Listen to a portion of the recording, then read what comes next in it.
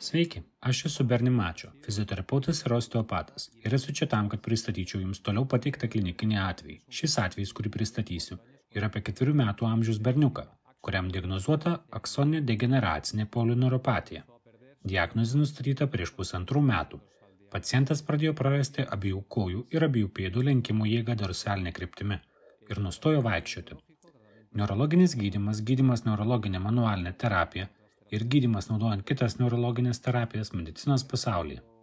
Didžiulis pokytis, kuris įvyko, ypač naudojant elektromiografiją, buvo neuromoduliacijos įvedimas. Tai patikrino ir įrodė jo neurologė, kuri kasdien rūpinasi šiuo pacientu.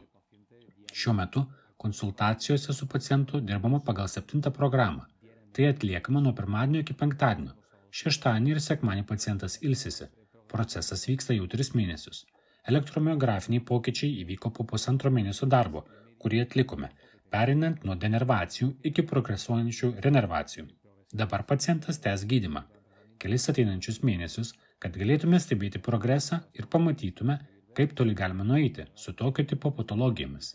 Labai svarbu prisiminti, kad jie pacientai, kurių atžvilgiu labai svarbu užmegzti tiesioginį ryšį su šeima, kad sužinotume, kaip toli galime nueiti ir kad sužinotume patologijas, kaip pavyzdžiui šio paciento atveju. Taip pat reikia padėti tėvams suprasti, kad be neuromoduliacijos tai, ką jiems nurodoma daryti, taip pat turės teigiamą poveikį.